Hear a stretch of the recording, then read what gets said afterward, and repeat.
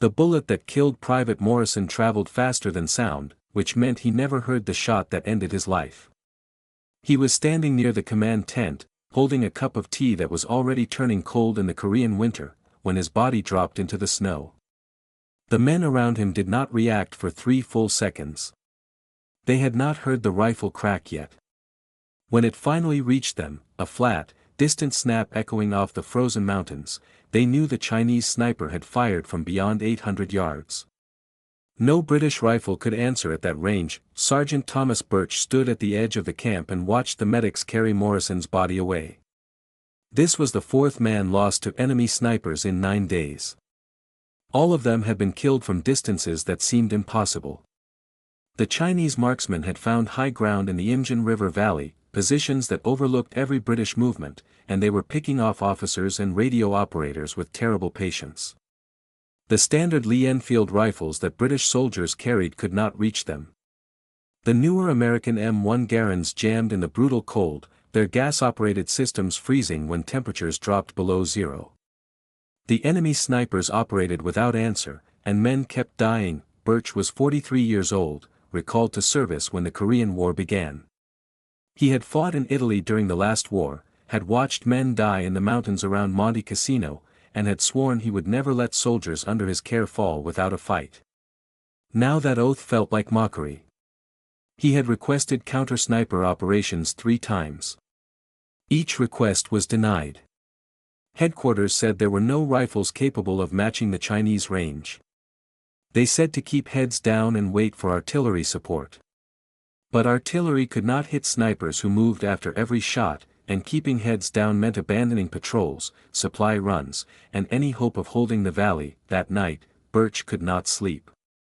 He lay in his cot and listened to the wind howling through the camp, carrying snow that felt like ground glass against exposed skin. The temperature had dropped to 15 below zero. In these conditions, modern weapons failed. Semi-automatic rifles needed lubricant that thickened in the cold. Magazines froze shut. Gas tubes iced over. But bolt-action rifles, the old kind, the simple kind, kept working. You pulled back the bolt with muscle and determination, and the rifle did not care if it was 15 below or 50 below. It fired. He remembered something then. 3 weeks earlier, during a supply run to a rear depot, he had seen crates stacked against a warehouse wall. They were marked for disposal, scheduled to be melted down for scrap metal. Inside those crates were rifles that the British Army considered obsolete, pattern 1914 Enfields. These weapons had been designed before the First World War, manufactured in American factories when Britain could not produce enough rifles for the trenches. They were longer and heavier than the standard Lee Enfield. They were chambered in the same .303 British cartridge but had been built for accuracy, not speed.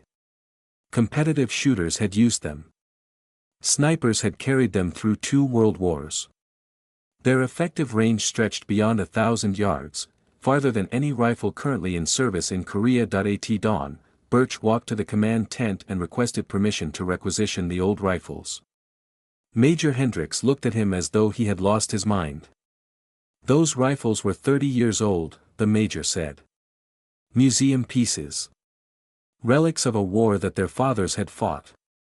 How could antique weapons solve a modern problem? Birch explained the mathematics. The pattern 1914 had a 26-inch barrel, 5 inches longer than the Lee Enfield. That extra length gave the bullet more velocity and a flatter trajectory. The action was smoother, the sights more precise.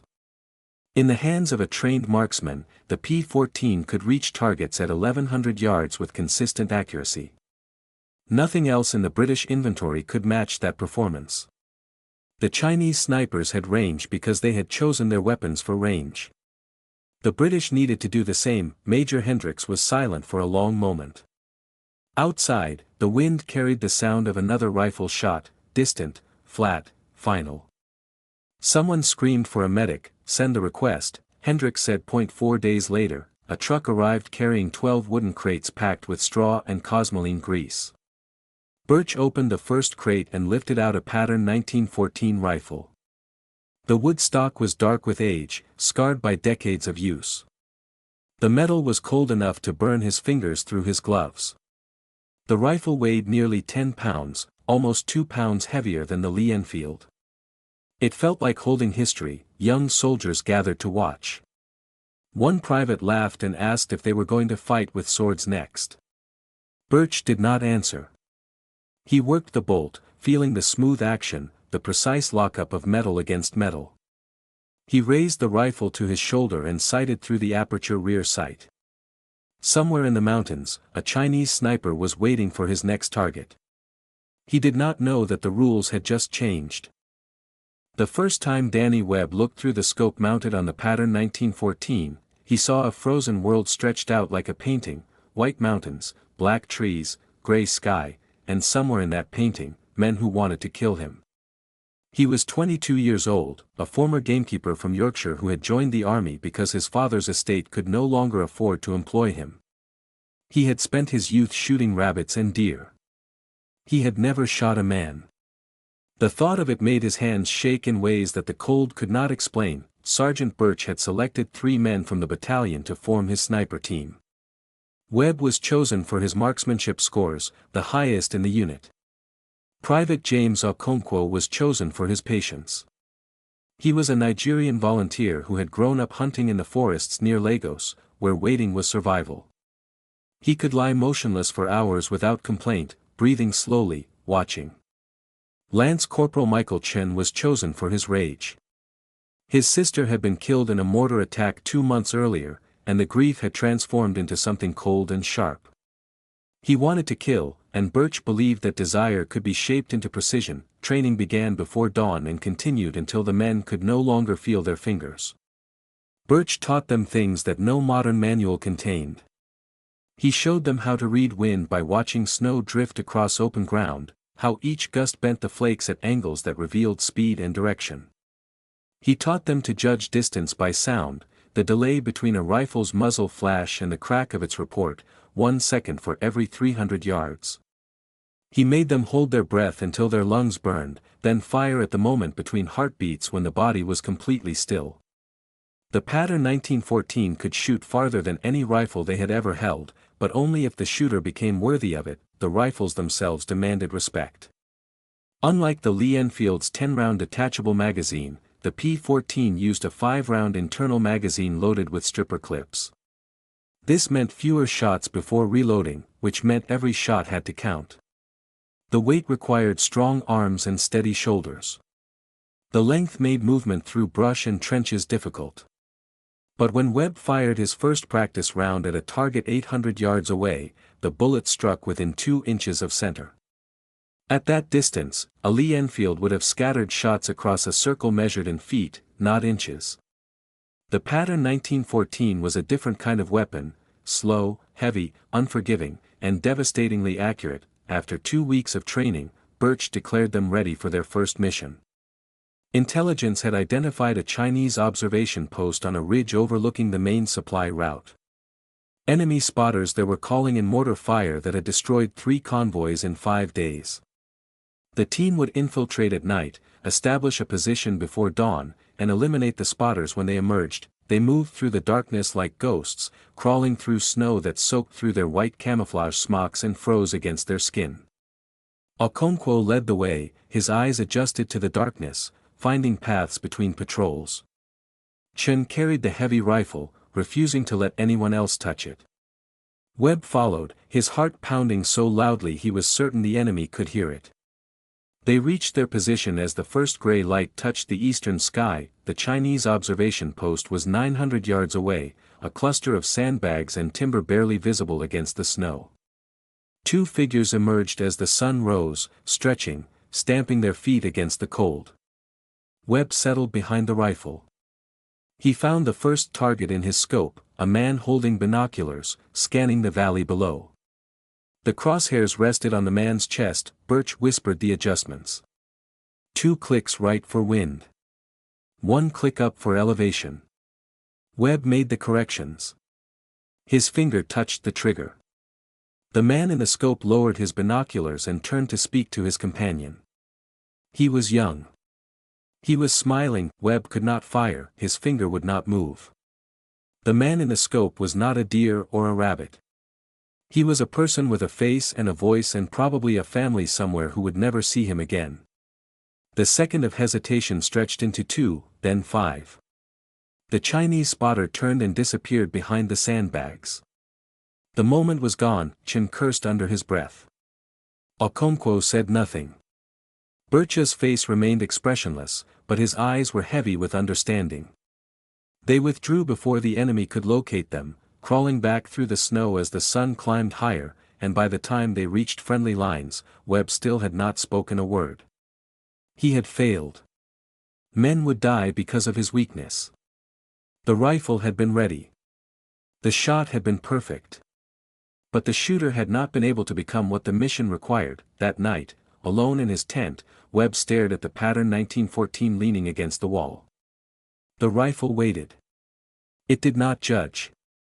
It simply waited for him to decide what kind of man he would be. On the third day in the snow, Danny Webb stopped feeling his feet. The cold had moved through his boots, through his socks, through his skin, and settled into his bones like something that had always been there. He lay motionless beside Birch and Okonkwo and Chen on a ridge overlooking the frozen Imjin River, watching a village 1,100 yards away where Chinese soldiers moved like ants between buildings.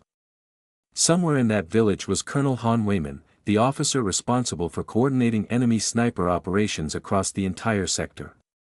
Killing him would save British lives. Finding him required patience that bordered on madness. Intelligence had tracked Han's movements for weeks.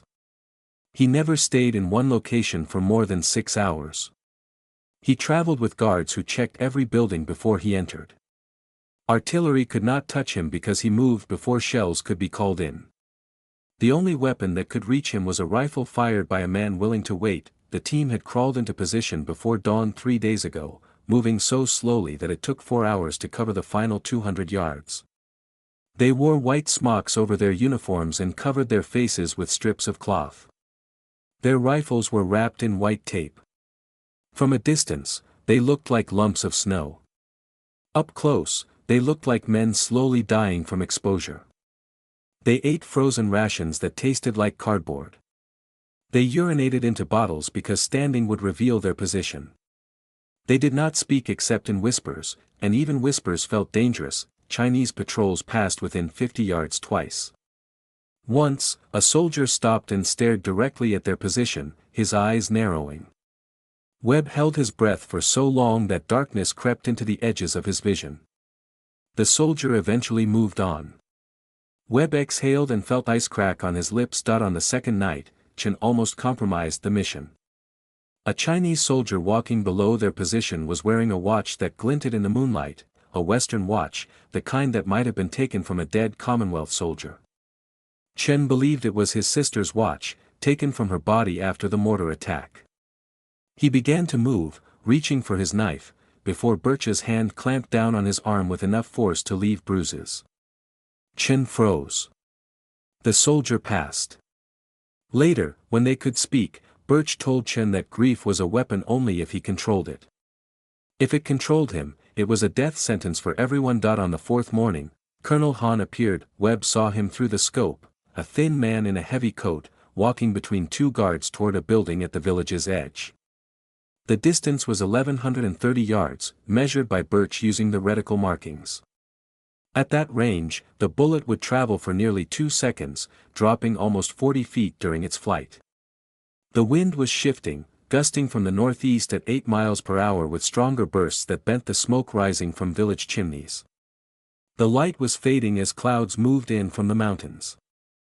Everything about the shot was wrong. Birch began calling adjustments in a voice barely louder than breathing. 14 clicks up for elevation.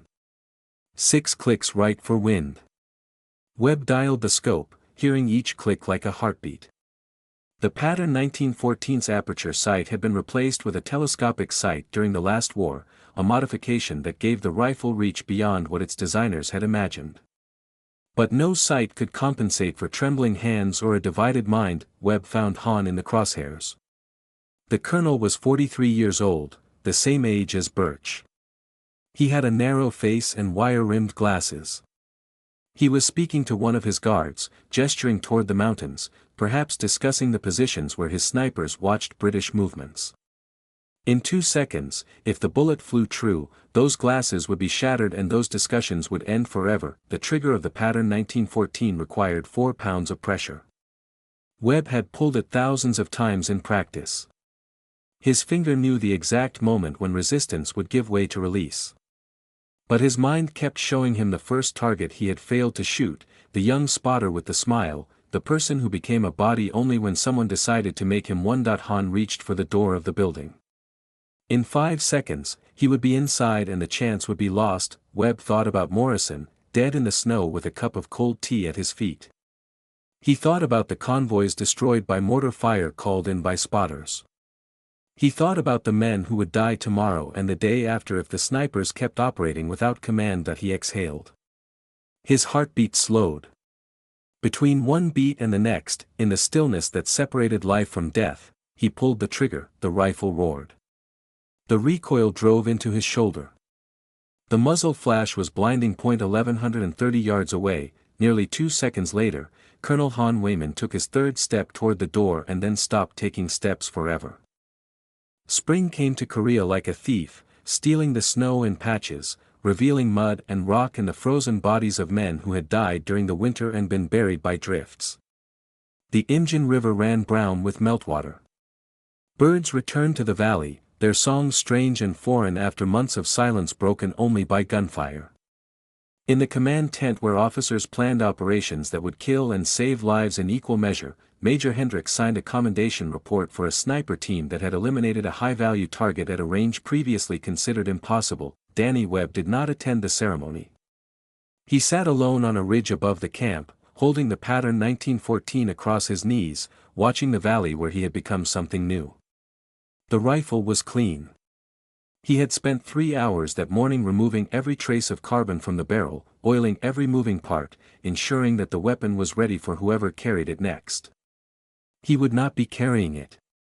He had requested transfer to a training unit behind the lines, and the request had been approved.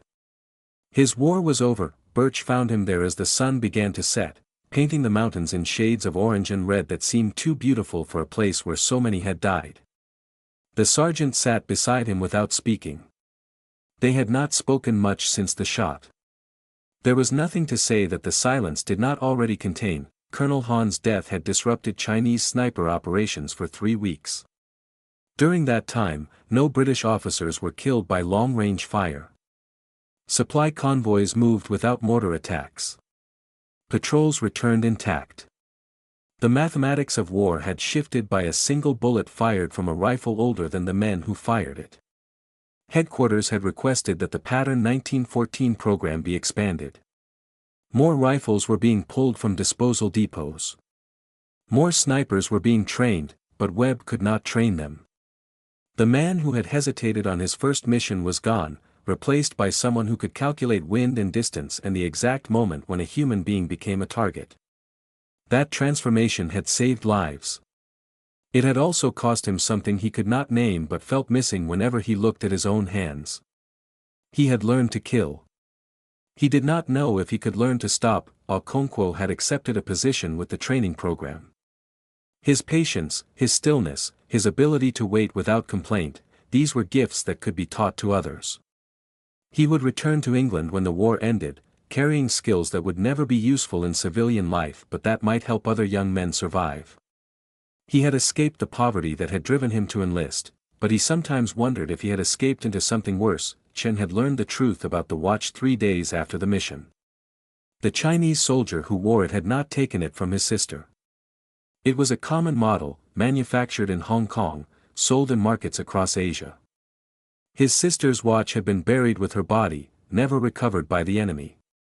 The rage that had driven him through training and the frozen nights on the ridge had been built on a lie he told himself because the truth, that her death was random, meaningless, impossible to avenge, was too heavy to carry. He carried it now. Some days it felt lighter. Most days it did not. Birch received orders to return to England.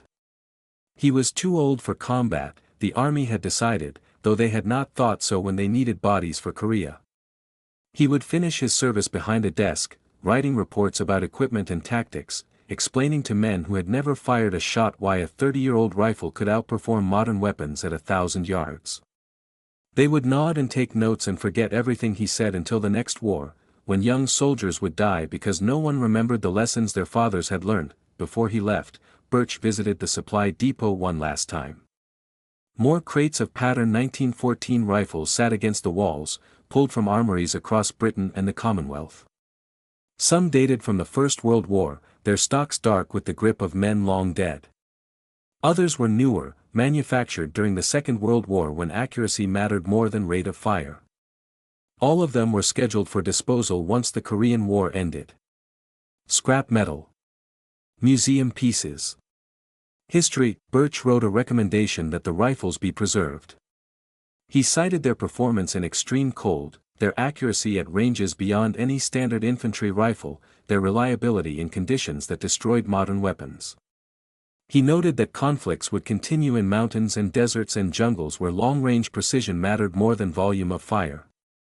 He predicted that future armies would need what the pattern 1914 offered. He was right. 2 decades later, British snipers carried pattern 1914 rifles in the jungles of Borneo.